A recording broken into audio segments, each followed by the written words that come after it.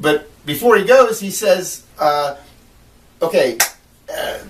Moses says to God, or in Hebrew, Moshe is his name. Moshe says to Elohim.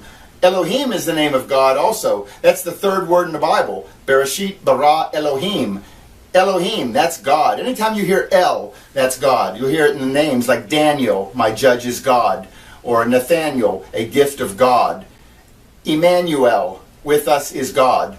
Or sometimes you hear the El in the front, Eliezer, God is my help. So Elohim is the name of God, is the title of God. It's not the name of God.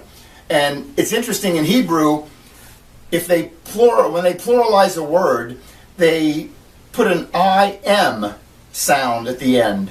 You'll hear it in a cherub is one angel, the cherubim are angels. And this I am ending, it means three or more. That's interesting. You also hear the goy is a non-Jew, the goyim, or the non-Jews. I told you cherub, cherubim, seraph, seraphim. This is pluralized, I am. So it's interesting that God, his title is Elohim, God, three or more.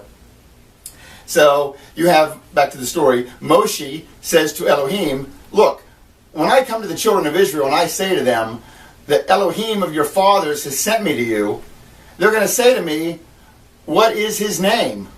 What shall I tell them? And Elohim, God, says to Moshe, Aya, Asher, Aya. You shall say to the children of Israel, Aya has sent me to you. Well, Aya, Asher, Aya. In Hebrew, this is I am who I am.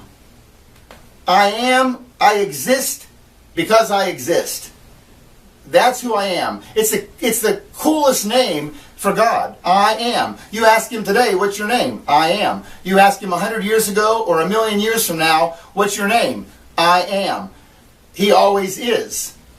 And this name, I am, Aya, I always thought Yahweh. That's what we say, or the Roman name would have been Jehovah. They changed it to the Latin translation.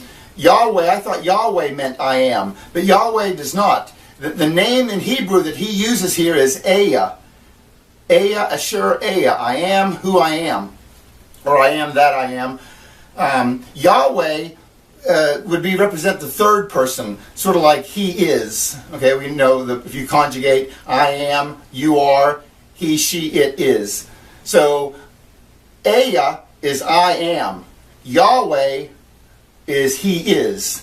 So only God would say Aya, I am. If we're referring to him, we refer to him as Yahweh, he is. Makes sense? So Elohim then furthermore says to Moses, you will say to the children of Israel, the sons of Israel, Yahweh, Elohim of your fathers, the Elohim of Abraham, the Elohim of Isaac, the Elohim of Jacob has sent me. And that this is my name forever. This is my memorial forever. This name, the name of God, Aya. Think about this. This is his name, not his title, not God, not Elohim, not Jehovah. His name, I'm John, you're whoever.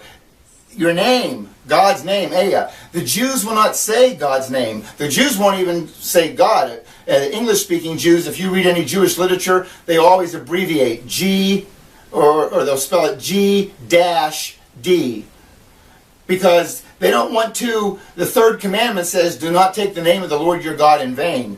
And they don't want to sin and take his name in vain. Maybe whatever they're writing or whatever they're saying is not worthy of even using the name, so they just choose not to use it. That way they can't take his name in vain if they inadvertently do according to God's holy standards. The Bible talks about whenever you sin, you have to go to your flock, you have to get a firstborn male lamb, and you have to sacrifice it, and you do this sacrifice at the Temple Mount, in the temple, and the high priest does the sacrifice for it. That's how you get your sins forgiven according to the God of Israel.